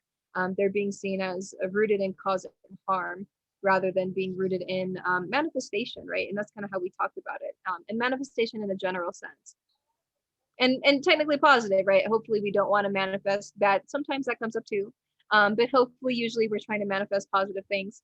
But point being, it's open, right? Just as with anything else, just as with, energy is energy, and how we kind of engage it. We can't kind of look at an entire religion and all of these practitioners as wanting to cause harm, as wanting to engage in malicious intentions. So that's something that we kind of talked about at the very beginning, is just being mindful of those frameworks and how we kind of always construct these like either or, us versus them type ways of seeing the world. And if you folks ever want, because I like to share sometimes some of the content that I use in my own classes and things, I kind of put out an offering to share all of this content that I do for free, because higher education is not always accessible. So I can always send these notes that we're going over that I kind of bring up for fun as well, just so you folks have more information about like the white gaze. So I didn't name that, but that's kind of what we were talking about, right? The ways white people have kind of constructed narratives about like everybody else, and othering, and all of the ways that the binary shows up. So I can always send this kind of stuff out, but these are the types of things that we want to be mindful of, because these are the types of things that I think in many cases we unintentionally, unknowingly consume a lot of messages, a lot of stereotypes, and it comes up in very subtle ways that we don't always kind of recognize. So I'll show this one. So even like the cartoons we enjoy, even just the use of color. So for folks who may have done like film studies or media studies, which I just think is really fun, even just looking at the ways we contrast through the use of color, right? Light and dark, where light is always standing in for cleanliness, purity, innocence, goodness, whereas darkness is always evil, bad, right? Savage, filth, less than human. So I have a lot of those examples in the notes, just looking at those shows and things and how they've kind of constructed this us versus them, either or. And also, even when we are constructing messages we think are empowering. So with American Gods, using Anansi, who is again this god of, who's knowledgeable about oppression, who is there to aid in liberation, somehow is actually participating in the deaths of enslaved people. The narrative that and this actually comes from when we started to indoctrinate enslaved people into Christianity. We were telling them, you can either kind of accept your lot in life and be enslaved and just kind of deal with it, and suffer silently, and then you'll be rewarded later on. Or you can die, right? The idea being that there was no possibility for them to live good lives, for them to be liberated. And so even weaponizing our own spiritual traditions and our own deities against us as well, through white kind of interpretations, or the white imagination, the ways that white folks are telling stories about our tradition. So we won't be centering, for the sake of making this point, I've got this stuff in here just to say, this is the kind of stuff we want to kind of look out for. I may have mentioned that the bulk of history written on Africa that we can actually access, right, publications and things, has been dictated by white male historians. So it's really, really important for us to be able to center African people's perspectives when we're actually talking about them, talking about their cultures, histories, and identities. Because otherwise we end up getting into these stereotypes, we end up getting into these narratives where we're saying, you should be in this position, or you should accept this position. In the beginning of when we first met that first week, I think it was, we watched this video where it really demonstrated, and this was a film made by a Black man who was making the point that slavery was being used as a way of trying to keep Black people from rebelling, keep them in a position where they're docile, meaning they're not challenging authority, they're not pushing back, they're silently accepting their oppression, under the guise that they will be rewarded by God in heaven, whereas white people would be punished and go to hell for their sins. But they were constructing rebellion as sinful. And that's very racialized, right? And so understanding those dynamics becomes really important. I actually, just to make a fun connection, I had a student who unintentionally internalized this kind of framework. And they were actually comparing the, if you folks are familiar with the Haitian Rebellion, that was the most successful rebellion, right? In the context of abolishing slavery. And I had a student compare that rebellion, the revolution, their liberation and developing a free nation, to 9/11 and Islamic extremism. And I just couldn't believe it. Yeah. Wow. Yeah, it gets worse every year, and it's these ideas, and we like to think like, oh, this is so old, right? We were talking about this hundreds of years ago, and it's exactly the same. We're saying the exact same things. It hasn't shifted at all. It's really wild, and it just gets worse every year. That is so sad. It's just, I know, I see some of the things that you post and I'm like, really? Well, how, what? Yeah, it's crazy. I can't believe students would say those things. I mean, I can, but I wish that I couldn't believe that students would say those things, because that is just, I don't know, especially when you think about the fact that it's students, so it's people our age. It's because we have this big misconception that it's only the old people, that it's only the people that are over 70 that think this way because they existed in a time where those things still happened.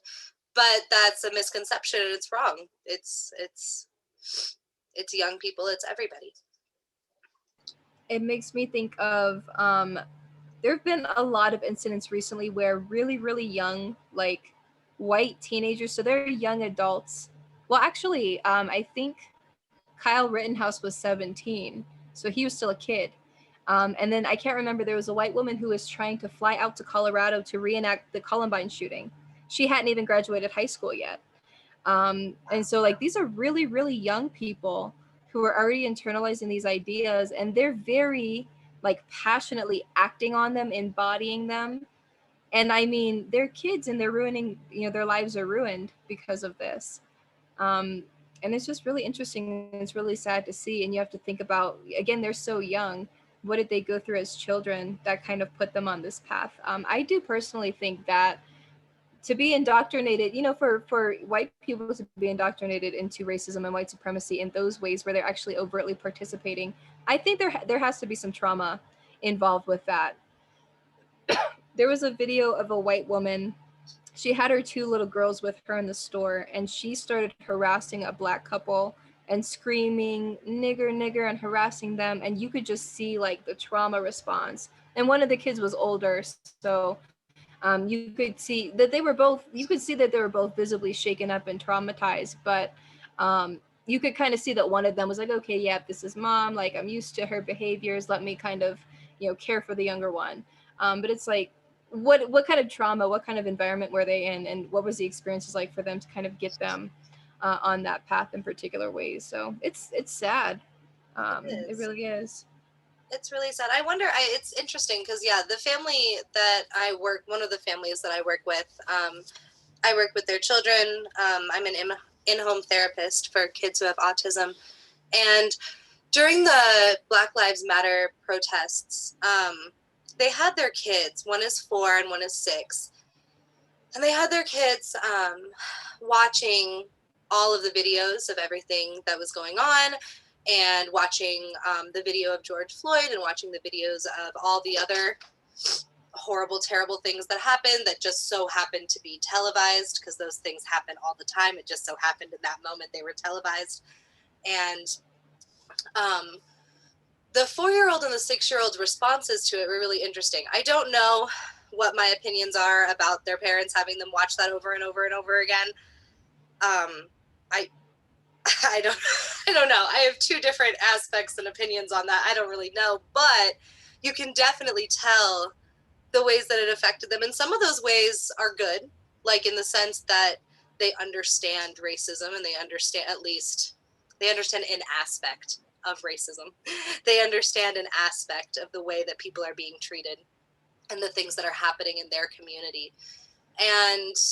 But also you can see the trauma too that it caused because their parents didn't explain anything.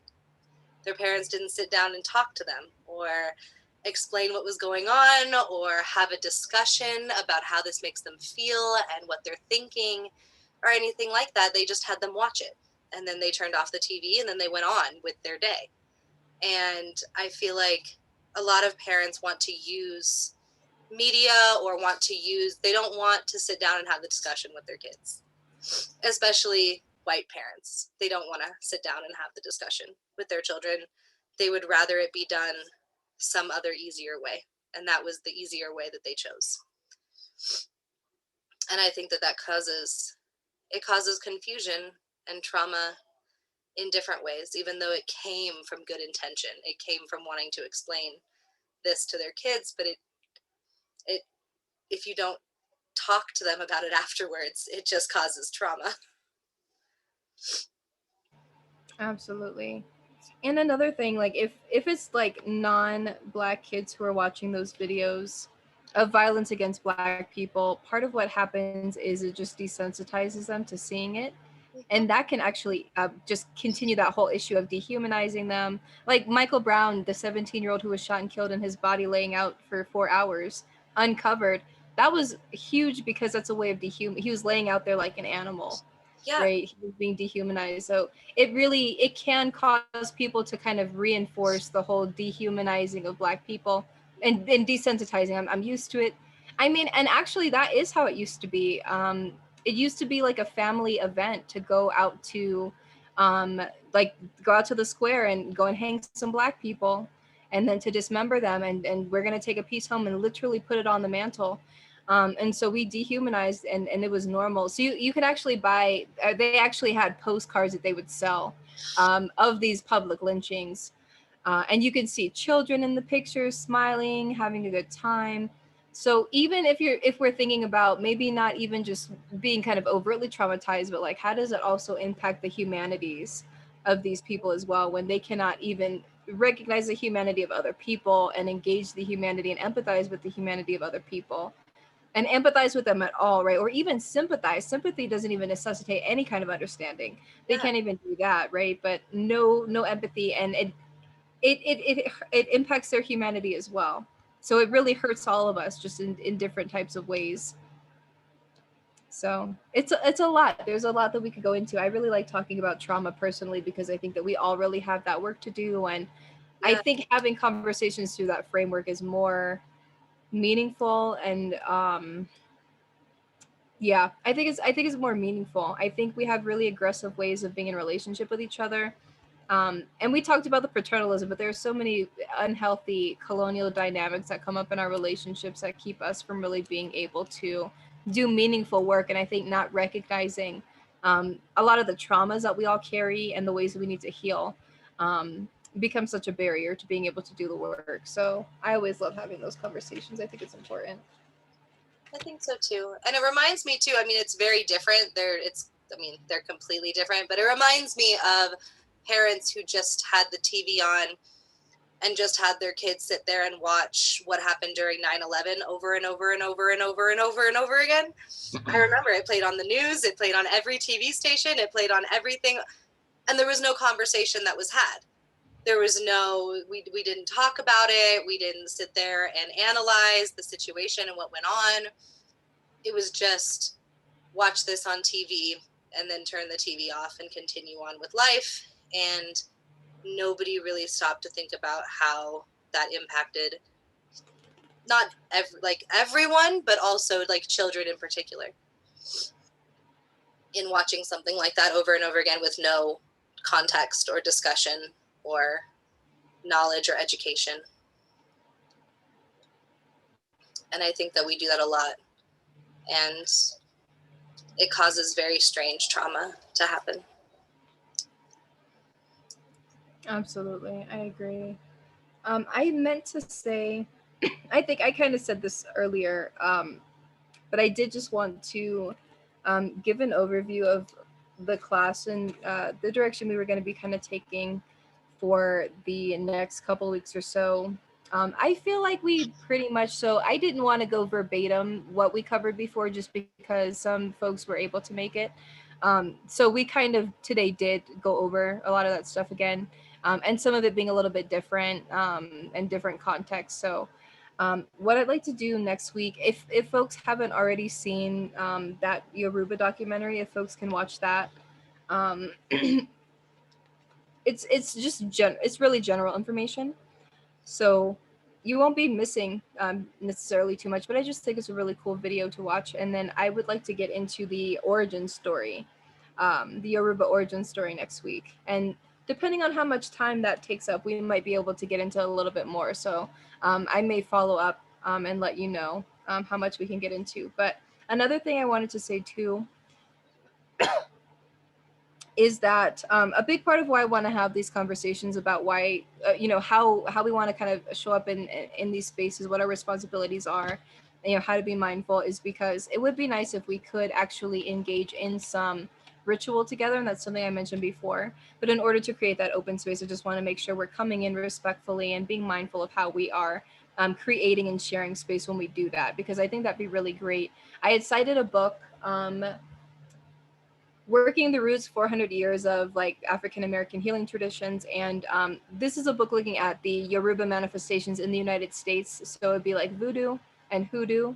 And so there are a lot of the healing traditions, and it's a lot of the conversations that you folks are already having, and some of the articles that you've posted about, here's information about these roots or these herbs and what they do for the body. Here's this particular ritual, and here's the purpose that it serves. So we can actually get into some of that stuff.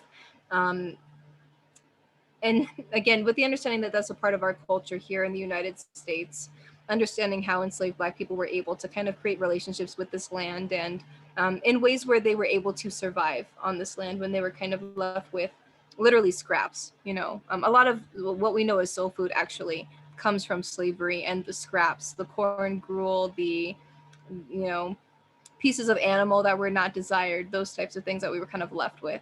So it'd be cool to get into those healing traditions a bit. So I'd like to do that. And I don't know when we'll get into that. We're just going to get into Yoruba generally first, and then we'll kind of branch off. So we could always start there and then get into some of the other manifestations in other nations. So we'll do that, and then we can get into different traditions, both on the continent and again, other spiritual traditions that have been created kind of in response to the legacy of European colonization. So if there's anything that folks ever want to cover, because last week we kind of did throw some stuff out there, we can always have those conversations and always get into that stuff. It's such a broad framework, so there are so many different conversations we can have. We could even just have a conversation about childhood trauma. You know, a big part of the work that I do is looking at the legacies of colonialism and how that impacts our relationships to children, to the elderly, to the most vulnerable. So we could always have those conversations and talk about it within these contexts of spiritual traditions and how those different spiritual and cultural contexts kind of inform our different relationships. So there are always so many different directions we can take these conversations. And to me, that's a big part of the fun. So if ever you have any particular requests, don't ever hesitate to reach out. I'm probably most accessible if you just reach out to me in the group directly. And actually, I am on Messenger. I was off Messenger for a couple weeks because I didn't have any storage on my phone. So I was kind of a little bit inaccessible temporarily, but I do have that back now. So you can actually send me a message on Messenger. And I'm on there under Rosetta Radix if you can't find a post for me on that page. So is there any lingering thoughts, questions, anything like that before we get off the call for the evening?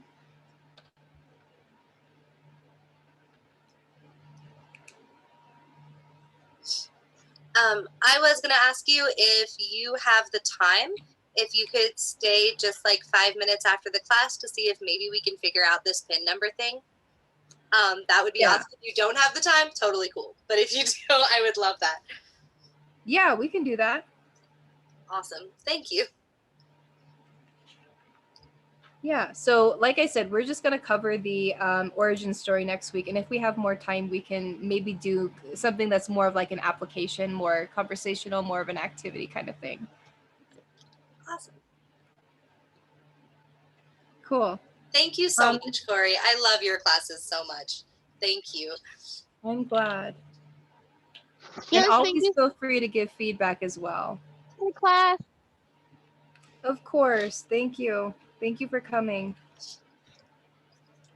Thank you for teaching. You're an awesome teacher. Thank you. You are. Okay, I'm gonna go. Goodbye. Have a good Bye, night. Take Bye, care. Sarah.